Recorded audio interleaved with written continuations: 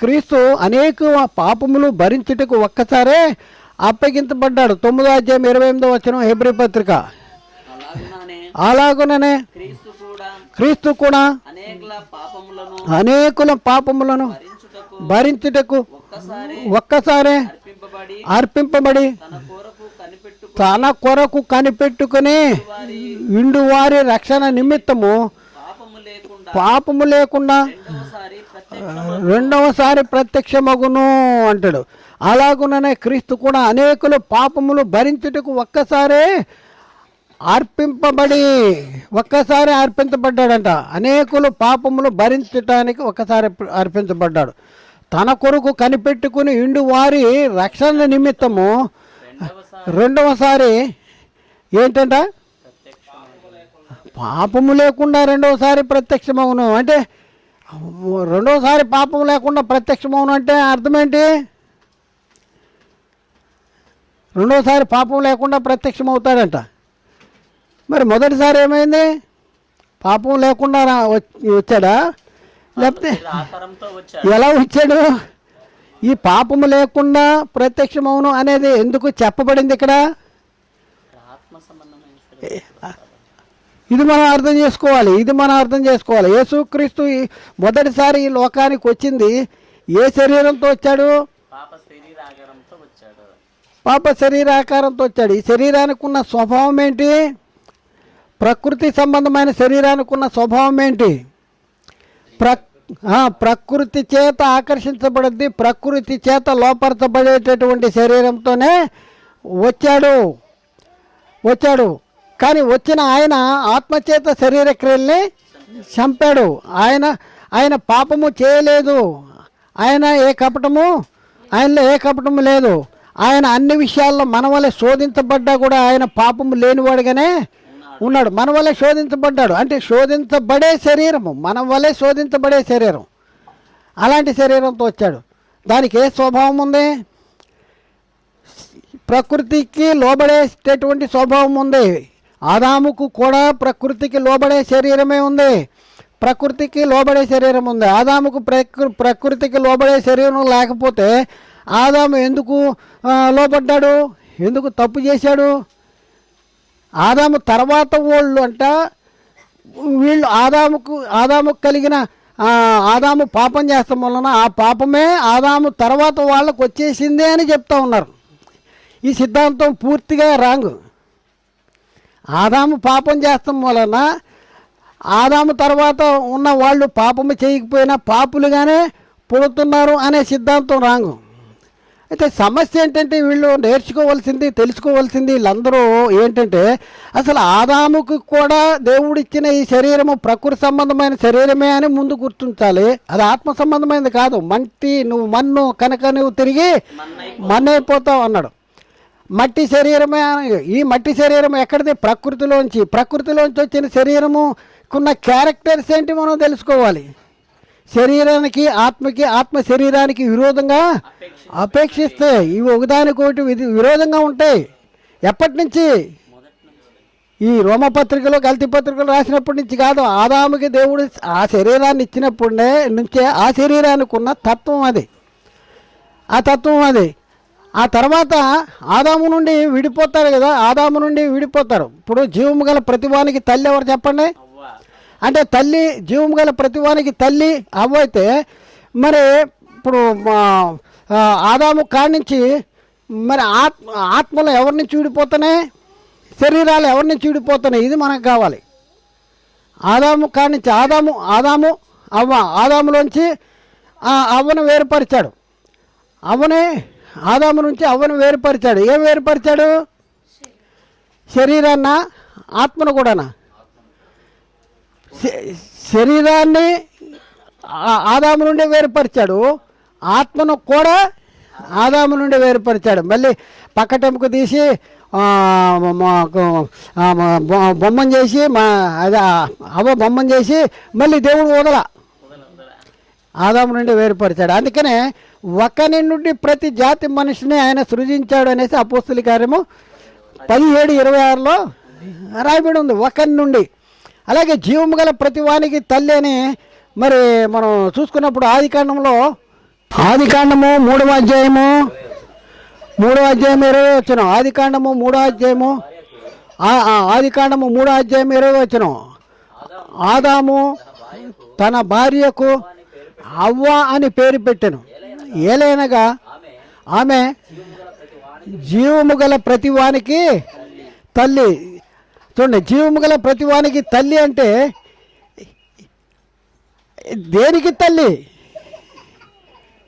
దేనికి తల్లి? ఇప్పుడు ఆయన ఒకరి నుండి ప్రతి జాతి మనిషిని సృజించాడు అనేసి ఉంది కదా. మరి ఆ ఒక నుండి ప్రతి జాతి మనిషి అంటే ఆదాము నుండి ప్రతి జాతి మనిషిని సృజించాడంటే ఆదాము నుండి వేరుపరచబడిపోయిందంటే ఇక్కడ జీవము గల ప్రతివానికి తల్లి అంటే ఈ అవ్వ నుండి వేరుపరచబడేదేంటి? ఇది మనం గమనించాలి. అంటే ఆదాము అవ్వల తర్వాత వచ్చే జనరేషన్ అందరూ ఎవరైతే ఉన్నారో వాళ్ళందరి శరీరాలు అవ్వ నుండి వేరుపరచబడుతున్నాయి. అవ్వ నుండి వేరుపరచబడిన శరీరాన్ని ఒకరి నుంచి ఒకళ్ళు. అలాగే ఆత్మలు మాత్రం ఆదాము నుండి వేరుపోవు.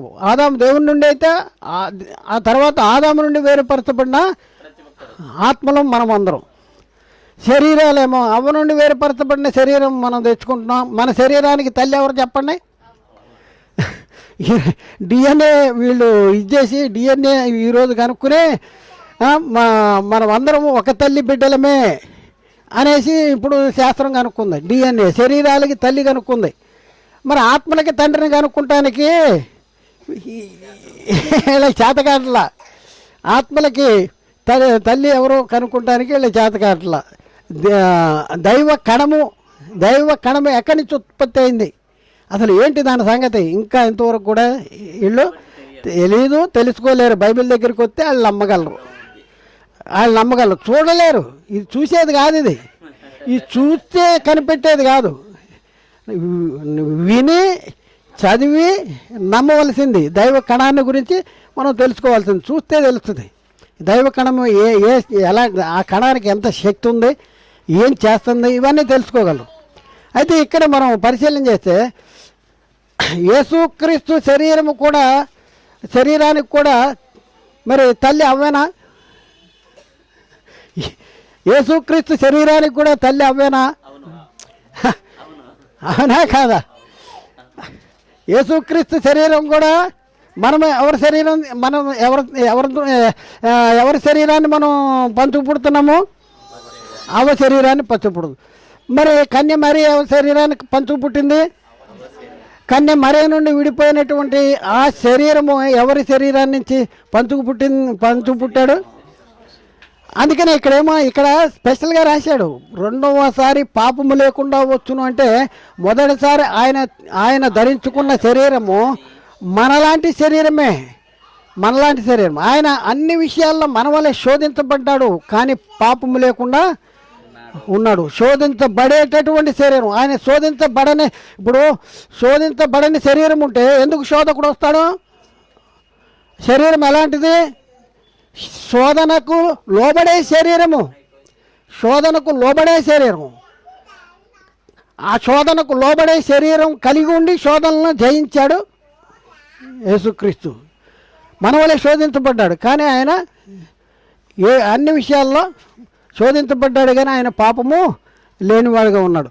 అంటే మొదటిసారి ఆయన ఈ లోకానికి వచ్చిన శరీరము ఎలాంటి శరీరం అంటే పాప స్వభావము కలిగిన శరీరంతో వచ్చాడు. మరి రెండోసారి ఏ శరీరంతో వస్తాడు? పాపము లేకుండా వస్తాడంటాడు. అంటే మహిమ శరీరంతో వస్తాడు రెండోసారి. మృతుల్లోని తిరిగి లేచిన తర్వాత మహిమ శరీరాన్ని ధరించుకున్నాడు. పరిశుద్ధమైన ఆత్మను బట్టి దేవుని కుమారుడిగా నిరూపించుకున్నాడు. రెండోసారి వచ్చేది కూడా మహిమ శరీరంతో వస్తాడు. ఈ మట్టి శరీరంతో ప్రకృతి సంబంధమైన శరీరంతో వచ్చేసి ఇశ్రాయేలీలు మెల్లి రక్షిస్తాడనేసి మనోళ్ళు కథలు చెప్తున్నారు. ఇశ్రాయేలీలకి రక్షణ రెండవ రాకడలో, యేసుక్రీస్తు రెండవ రాకడలో ఇశ్రాయేలీలకి రక్షణ దొరుకుద్ది. ఇప్పుడు ఇశ్రాయేలీలు క్రీస్తు నమ్మట్లేదు, వాళ్ళకి రక్షణ లేదు. భవిష్యత్తులో యేసుక్రీస్తు రెండవసారి ఆ ఒలివ కొండ మీద పాదం మోపుతాడు. అది ఉత్తర దిక్కు, దక్షిణ దిక్కు, తూర్పు దిక్కు, పడమర దిక్కుగా విడిపోద్ది. దాని మీద కాలు మోపినప్పుడు అప్పుడు పెద్ద లోయ ఏర్పడుద్ది, ఆ లోయలోంచి ఇశ్రాయేలీలు తప్పించుకుంటారు అంటాడు. అసలు ధర్మశాస్త్రం కొట్టివేయబడినప్పుడే ఇశ్రాయేలీల చరిత్ర ముగిసిపోయిందని ఈ వీళ్ళు బైబిల్ చదువుతున్నారు, మా క్రైస్తవులే వీళ్ళు బైబిల్ చదువుతున్నారు, కానీ వీళ్ళకి అర్థం కాకూడదు.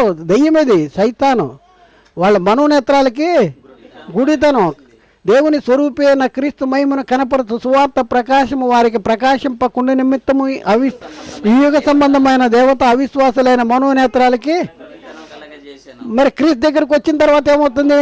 మీ మనోనేత్రములు వెలిగించబడినందున క్రీస్తు దగ్గరికి వచ్చి యేసుక్రీస్తు నామంలో బాప్తిజం తీసుకుంటే అప్పుడు బైబిల్ అర్థమవుద్ది. అంతవరకు బైబిల్ అర్థమవుదు. ఇదనమాట చరిత్ర, ఇది మన చరిత్ర అనమాట. కాబట్టి యేసుక్రీస్తు రెండవ రాకడలో ఎలా వస్తాడు? మహిమ శరీరంతో వస్తాడు. ఆయన పాపం లేకుండా వచ్చును అనేసి అక్కడ చాలా స్పష్టంగా రాయబడి ఉంది. యేసుక్రీస్తు అర్పించినటువంటి బలి ఎలాంటిదంటే ఈయన సదాకాలము హెబ్రీ పత్రిక 10:12 ఈయనైతే పాపముల నిమిత్తమే సదాకాలము నిలుచు ఒక్క బలిని అర్పించి అప్పటి నుండి తన శత్రువులను తన పాదములకు పాదపీఠముగా చేయు వరకు కనిపెట్టుచు దేవుని కుడి పార్శ్వమున కూర్చుండి ఉన్నాడు. మనకు కావాల్సింది ఏంటంటే ఈయనైతే పాపముల నిమిత్తమే సదాకాలము నిలిచి ఒక్క బలిని అర్పించాడు. అందుకనే యేసుక్రీస్తు తండ్రికి ప్రార్థన చేస్తా అంటాడు. యోహాను సువార్త 17:4 అక్కడ చేయుటకు నీవు నాకు ఇచ్చిన పని భూమి మీద సంపూర్ణంగా నెరవేర్చి నిన్ను మహిమ పరిస్థితిని అనేసి అక్కడ చెప్పబడింది. యేసుక్రీస్తు శరీరానికి కూడా మరి తల్లి అవ్వేనా? యేసుక్రీస్తు శరీరానికి కూడా తల్లి అవ్వేనా? అవునా కాదా? యేసుక్రీస్తు శరీరం కూడా ఎవరి శరీరాన్ని మనం పంచుకుపుడుతున్నాము? అవ శరీరాన్ని పంచుపుడుతుంది. మరి కన్య మరి ఎవరి శరీరానికి పంచుకుపుట్టింది? కన్య మరే నుండి విడిపోయినటువంటి ఆ శరీరము ఎవరి శరీరాన్ని నుంచి పంచుకుపుట్టాడు? అందుకనే ఇక్కడ స్పెషల్గా రాశాడు, రెండవసారి పాపము లేకుండా వచ్చును అంటే మొదటిసారి ఆయన ధరించుకున్న శరీరము మనలాంటి శరీరం. ఆయన అన్ని విషయాల్లో మన వల్లే శోధించబడ్డాడు, కానీ పాపము లేకుండా ఉన్నాడు. శోధించబడేటటువంటి శరీరం ఆయన. కాబట్టి ప్రియులారా ఒకసారి ఆలోచన చేయండి.